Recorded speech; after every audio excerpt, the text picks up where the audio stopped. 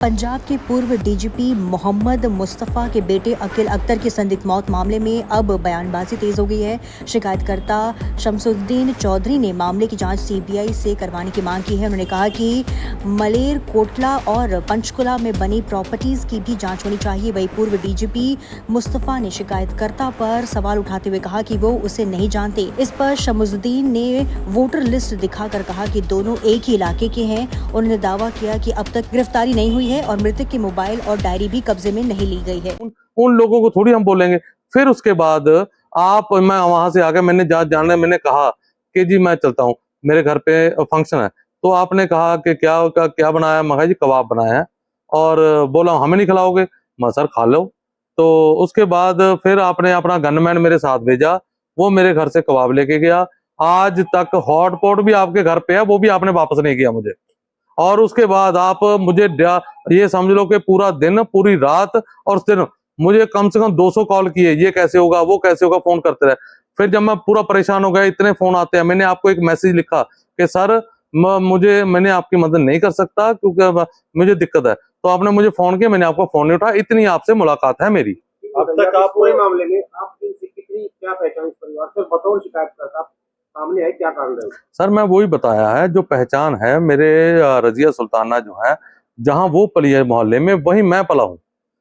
मेरे फादर, मेरा परिवार 47 से हम लोग वहां रहते हैं, ये भी बहुत पुराने वहां रहते हैं। तो हम लोगों का फैमिली टर्म था। ये देख लीजिए आप, इनसे मुझे छोड़ दिया, मैं क्या कहता हूँ, मुस्तफा के साहब क्या कहते हैं। आप उनके जो भाई हैं, आप मेरे मोहल्लेदार हैं, मेरे एमसी, उनको पूछिए। हमारे रजिया ने आज तक मेरे फादर को मामा कहा है, हमने उनकी मदर को बुआ कहा है। आप ये किसी से पूछ सकते हैं। अब तक पुलिस की कार्यशैली को आप कैसे देखते हैं और आपकी आगे की क्या मांग है कि सर देखो, पुलिस की कार्यशैली तो ये है कि एक अगर ये एफआईआर किसी आम आदमी के ऊपर होती तो अब तक उसकी अरेस्ट भी हो जाती, और अब तक जो सबूत हैं वो भी कस्टडी में लिए जा सकते थे, और इसमें आगे की फर्दर इंक्वायरी भी हो जाती। पर इसमें ना तो कोई फर्दर का मतलब अरेस्ट हुई, और ना ही कोई उसके जो प्रूफ है, चाहे मोबाइल है, डायरी है, वो कस्टडी में लिए गए। तो न कुछ मतलब हमें तो ये समझ नहीं आ रहा कि एक डीजी है तो उसके लिए, या एक कांग्रेस की मंत्री है उसके लिए कानून अलग है, और मेरे लिए कानून अलग है। अब वो देखिए वो क्या कहता है कि मैं आऊंगा, मैं उसको कहूंगा कि मैं उस शमसुद्दीन को सामने बिठाओ, मैं उसको क्वेश्चन करूं। मुजरिम मैं हूं, वो है, वो मुझसे क्वेश्चन क्यों करेगा? मैं उससे क्वेश्चन करूंगा, फिर उसके बाद शमसुद्दीन अपने बेल करा ले। मुझे धमकियां दे रहा है, उसके जो अनुयायी हैं वो मुझे धमकियां दे रहे हैं। तो मैं ये कहता हूँ कानून अपना काम क्यों नहीं कर रहा? मैं, अगर मेरे से गलती ये हो गई कि मैंने एक जो जुर्म हुआ उसकी आके आपको बता दिया, आपको एक एप्लीकेशन दे दी, तो उसके चक्कर में मुझे कुछ बोला जाता है, मेरे खिलाफ कोई बोला जाता है, मतलब मुझे ये ऐसा बना दिया कि मैं पता नहीं कितना बड़ा। आज तक बताओ मेरे खिलाफ एक दरखास्त पूरे हिंदुस्तान की, तो किसी थाने में मेरे खिलाफ दरखास्त आई हो या कोई और बात हो तो बताएं। तो आप कहते हो कि मुझे जी साहब का ये कहते हैं, तो आपको तो लोग वैसे ही कहते हैं कि अपने जो लोग हैं उनके जो साथ रहते हैं सबके ऊपर एफआईआर करा करा के साथ रखे हुए हैं। उन्होंने एक बात और कही कि अगर मेरा साला है तो मेरे साथ क्यों नहीं चला? आप ये बताइए कि आपके कितने साले हैं, उनमें से एक भी आपके साथ है, आपके साथ इलेक्शन में चलता है? ये बताइए। सर जैसे कि वो कहते हैं कि मेरा बेटा साइको था, उसने पहले भी के बाकी से चाहिए ये कोई। मैडम देखिए मेरी बात सुनो, अगर वो कहते हैं कि मेरा बेटा साइको था, बिल्कुल ठीक है, तो आप ये बताइए कि इनके ऊपर एक एफआईआर हुई, एफआईआर नंबर 17 2022, उसमें इनको सम्मन हुआ कोर्ट से, चार्जशीट फाइल हुई है। जी एक मिनट सर, मैं आपको वो बस सच्चाई बताता हूँ ना उसकी, ठीक है जी। तो 2022 उसमें सम्मन हुआ। सम्मन रिसीव कौन कर रहा है? अकील।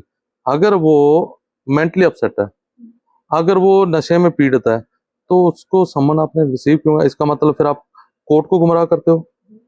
इसका मतलब तो ये है कि आप मेंटली अपसेट हो, और जो बंदा कोर्ट में उससे रिसीव कराते आप, यानी कि आप हर चीज में प्लानिंग करते हो। वो रिसीव क्यों किया? तो अब तक कोई और मांग है आपकी जो भी? सर मेरी मांग ये है कि इसका सीबीआई इंक्वायरी हो, दूध का दूध पानी का पानी आना चाहिए, इसकी अरेस्ट होके जो इसके जो जितने भी दस्तावेज हैं, जो भी मोबाइल है, वो पुलिस का कस्टडी में आए। और उसके बाद एक मांग और मैं करना चाहूंगा कि ये कहता है कि मैंने मतलब वहां इतना पैसे लगा दूंगा मैं, तो उसके पैसे की मांग की हमने करते हैं कि इसकी जो आपने मलेकुल्ला में जाओ, हमारे नवाब साहब का महल जो है वो ऐसे ही महल इसने बनाया हुआ है, यहाँ पे महल बनाया हुआ है, इतनी प्रॉपर्टी है, तो इसकी प्रॉपर्टी की सीबीआई जांच हो जाए। बल्कि मैं ये कहता हूँ, आप कहते हो मैं बहुत मतलब खुद इंक्वायरी में आने वाला बंदा, तो आप एक एप्लीकेशन, आप सारा कुछ मीडिया के सामने रख दो कि ये मेरी प्रॉपर्टियां हैं, ये यहाँ से सोर्स है, बताएं मीडिया को। नहीं, फिर सीबीआई इंक्वायरी हो और इसके जो सोर्स है वो सामने आए। डॉक्टर साहब, उन्होंने कहा कि आपने जो शिकायत दी है ओछी राजनीति का एक हिस्सा, उन्होंने कहा था कि हमारे साथ ओछी राजनीति हुई, तो आपका किसी राजनीतिक दल के साथ फिलहाल कोई संपर्क है? सर, मेरा किसी राजनीतिक पार्टी के साथ कोई संपर्क नहीं है। अगर मेरी बात सुनो, आप भी सामने हो, अगर मेरा राजनीतिक पार्टी के साथ संपर्क होता, ठीक है, तो मेरे पीछे होता, अब तक क्या कुछ हो जाता। मैं तो अकेले ही फिर रहा हूँ या मेरे वकील हैं साथ में। तो आप ये बताइए कि अगर राजनीति की बात कर रहे हैं, तो जिस दिन इनकी वीडियो वायरल हुई तो राजनीति उस दिन क्यों नहीं हुई? उन्होंने तो वीडियो मतलब उसको वो करना होता ना, बदनामी, तो राजनीति तो उस दिन क्यों नहीं? आज तक ये वीडियो का कुछ राजनीति लोगों ने किया क्यों नहीं? तो ये तो बातें हैं। दरअसल क्या है, वो मतलब उसके बेटे ने खुद कहा अपने कि ये पहले मतलब एक चक्कर बुनता है, यानी कि आप पहले उसका मतलब या जैसे बेटे को है ये नशेई है, ये पागल था, ये वैसे जो भी बोलता है, ठीक है, वो क्या करता है, लोगों का माइंड बनाता है पहले कि जी ऐसे है, ऐसे मेरी तरफ में जो मैं बोल के कि ऐसे है जी वैसे है, वो माइंड बना रहा है लोगों में। तो लोगों में माइंड बनाने के बाद फिर वो अपना काम करता है। हाँ, इनके पास है। जी सर, जिस मामले को लेकर आपने शिकायत दर्ज करवाई थी, उसमें पोस्टमार्टम रिपोर्ट भी आ चुकी है और कई चीजें निकलकर सामने आई हैं। जो पूर्व डीजीपी हैं, उन्होंने ये भी कहा कि हमारे पड़ोसी नहीं है, मैं उन्हें जानता नहीं हूँ, इस तरह की बयानबाजी जो है निकलकर सामने आ रही है। तो आज आप एसीपी साहब से मिलने के लिए आए थे, क्या हुआ है? सर, एसीपी साहब को मैंने अपने बयान दर्ज कराए हैं और उसके बाद हम लोग बाहर आए हैं। तो जो कहते हैं कि मैं जानता नहीं हूँ, या मेरे पास, पहले तो बात हम करते हैं पड़ोसी की, कि वो कहते हैं मेरे पड़ोसी नहीं है, मैं जानता नहीं। तो ये मलेकुल्ला बहुत छोटा सा शहर है। आप ये देखिए, ये आपको दिखा रहा हूँ मैं, ये उनकी वोटर लिस्ट है, रजिया सुल्ताना वोटर लिस्ट में उनका साला है मोहम्मद नासिर 134 नंबर वोट, उनकी मुस्तफ़ा साहब की अपनी वोट है 135 नंबर मोहम्मद मुस्तफ़ा, रजिया सुल्ताना की 136 नंबर वोट, और उसके बाद ज़ैनब अख्तर की वोट है यहाँ पे 142 नंबर वोट, और उनके बेटी की है निशात अख्तर, उसकी वोट है, उनके बेटे अकील की। यानी कि वोटर लिस्ट कहती है कि आप कहाँ रहते हो। अगर आपकी वोटर लिस्ट गलत है तो फिर जो कांग्रेस मुद्दा उठा रही है पूरे हिंदुस्तान में कि वोट चोरी, तो फिर आप वोट चोरी कर रहे हो। अगर वहां पे आपकी वोट, आप रहते हो अमरगढ़ में और वोट बनाते हो मलेकुल्ला में, तो इसको वोट चोरी कहेंगे और क्या कहेंगे? वोट चोरी कर रहे हैं ये। अब आपने एलिगेशन, आपने सीधा कहा कि मेरा जो घर है 2 किलोमीटर बाहर है, आपकी जो वोट है वो शहर के अंदर है, वो कैसे है? ये कांग्रेस का सबसे बड़ा मुद्दा बनाया हुआ है वोट चोरी का, ये वोट चोरी है जी। तो उन्होंने ये भी बात कही कि मैं नहीं जानता शमसुद्दीन चौधरी को, वो कौन है, या न कोई हमारा उनके साथ पारिवारिक रिलेशन नहीं है। सर, मैं तो खुद कह रहा हूं कि मेरे मुस्तफा साहब के साथ कोई पारिवारिक रिश्ता नहीं है। मैं क्या कह रहा हूं, जो रजिया सुल्ताना है और उनका परिवार है, उनके साथ हम पड़ोसी भी हैं और हमारे फैमिली टर्म थे। आप ये बात मेरे से, मुझे छोड़ दो, उसको छोड़ दो, आप उसके भाई हैं, वो यही है, उसके भाई साबर है, डाली है, और है।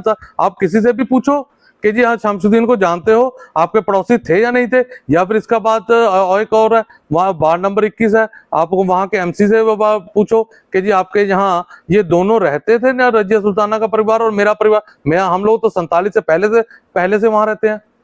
तो इसका आधार आपके पास ही वोटर लिस्ट है? जी, वोटर लिस्ट, वही कह रहा हूँ, वोटर लिस्ट है मेरे पास, जहाँ मुस्तफा साहब के वो है वही मेरा घर है। तो आप पे आज टिप्पणी भी की है किसी न्यूज चैनल में बैठ के आप पर कुछ व्यक्तिगत टिप्पणी की गई है, किस तरह से देखते हैं इस तरह के जो बयान दिए गए हैं? सर देखो, मुस्तफा साहब की ये आज की नहीं, जब से वो राजनीति कर रहे हैं उनकी आदत है। उनके मुकाबले में जो आया, अब जैसे हमारे एमएलए थे वो इलेक्शन लड़ रहे थे, उनको बिल्ली मार कहते थे स्टेजों पे। पहले इजहार आलम थे, उनको भला कितने बुझा हुआ बल्ब कहते थे। ये तो उनकी आदत है, ये आदत से मजबूर है, इन्होंने तो कहना ही है। जो इनके बाद सामने आ गया उसको पता नहीं, मुझे तो पिटबुल कहा है और पता नहीं क्या कुछ बोलते हैं। सबसे तरह से कोई थ्रेट वगैरह आया आपको कुछ? पिटबुल डॉग से जो कंपेयर किया गया है एक नेशनल चैनल के ऊपर, क्या इसके खिलाफ कोई आप में कोई कंप्लेंट देंगे क्या? सर देखो मेरी बात सुनो, अभी तो इतना सा कहा है, अभी तो आगे आगे देखो वो क्या क्या कहते हैं। अभी तो क्या क्या मेरे बारे में बोलेंगे। अब उन्होंने कहा कि जी इसके ऊपर पर्चा दर्ज था, ये मेरे पास मेरे ऑफिस में आया था, मैंने कह दिया मैं नहीं करा। मेरे खिलाफ पूरे हिंदुस्तान में एक भी पर्चा दर्ज हो, मेरे खिलाफ पूरे हिंदुस्तान में एक भी दरखास्त लड़ाई झगड़े में भी हो तो वो सामने लाएं, मीडिया को बताएं कि कोई ये दरखास्त है जी इसके खिलाफ, ये पर्चा दर्ज है, लाएं। और दूसरी बात, उन्होंने कहा कि मुझे मेरी मुलाकात उससे सिर्फ वही है। मैं बताता हूँ मुलाकात हमारी, मैं नहीं बताना चाहता था, बताता हूँ अब। मेरी मुलाकात हुई, इसने मेरे दोस्तों को, मेरे कई लिहाजियों को कहा कि 17 इलेक्शन में कि मेरे साथ यार एक बार मुलाकात करा दे, चाय पिला दे। तो धक्के से मेरे दोस्त इसके पास ले गए, हम 3 जने गए। तो वहां गए तो इसने, हम चाय पीते, मुझे तारीफें करने, तेरे जैसे जोधे हमारे हमें चाहिए, तेरे जैसे बंदे हमें चाहिए जो हमारे साथ चले। मगर सर हम लोग आपके, वो बोला मेरी मदद, मगर सर आप लोगों की पगड़ियां उछालते हो। ये बात मैं नहीं कह रहा, आप पूरे मलेकुल्ला में पूछ लो, स्टेज जो जितने इलेक्शन हुए हैं सारे स्टेजों में पूछ लो। आप लोगों को दबाते हो, धमकाते हो। आपने मुझे कुछ कहा, अगर मैंने कुछ कह दिया बिना वजह बवाल हो जाएगा, इसलिए मैं आप कर सकता। फिर उसके बाद उन्होंने मेरे का